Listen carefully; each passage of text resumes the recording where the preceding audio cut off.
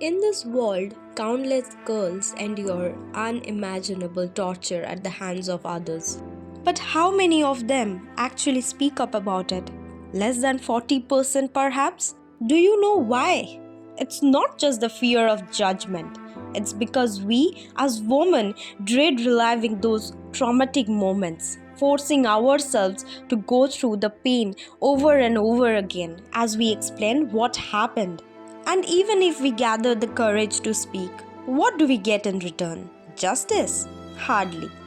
Instead, we face harassment in different forms, this time from the media repeatedly prying in our wounds with their questions, from relatives with their whispers and doubt, from authorities with their skepticism and invasive interrogations.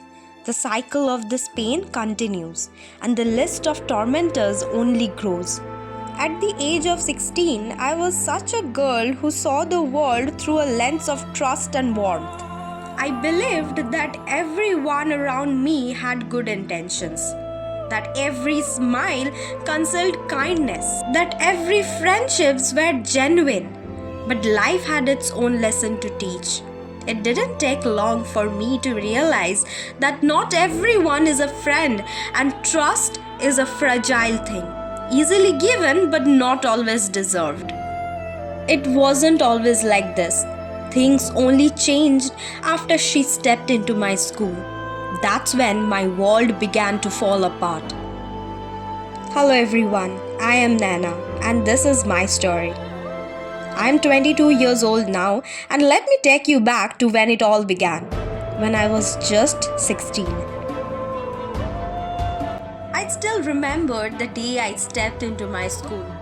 It was the year 2012. I was crying out of fear.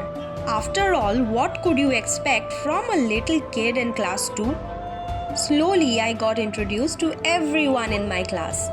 And before I knew it, I had settled in. From the year 2012 to 2018, life was nice and happy, except for that one part, chemistry tuition. Every Thursday evening, I either had a stomachache or a headache. I tried my best to come up with excuses to avoid going there. It wasn't that the teacher was bad. I just hated science. I was in class 10 and it was the day of our school excursion to Darjeeling. I can still remember the mix of emotions bubbling inside me that morning. Our train from Kolkata to Shiliguri was scheduled for 8 pm. As the day approached, I found myself torn between excitement and sadness. Leaving my parents behind, even for a few days, felt like leaving a piece of my heart at home. I could see my mom packing my bags carefully. My dad stood silently by the door, offering bits of advices like stay with your group and call us whenever you can. Their concern was written all over their faces.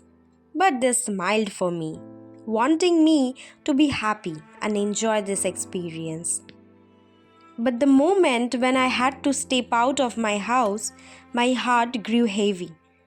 I hugged my parents tightly, and for a moment I wish I didn't had to go. As the train started moving, I leaned out of window to wave at my parents. My mom's smile trembled and my dad gave me a thumbs up, telling me that I would be okay.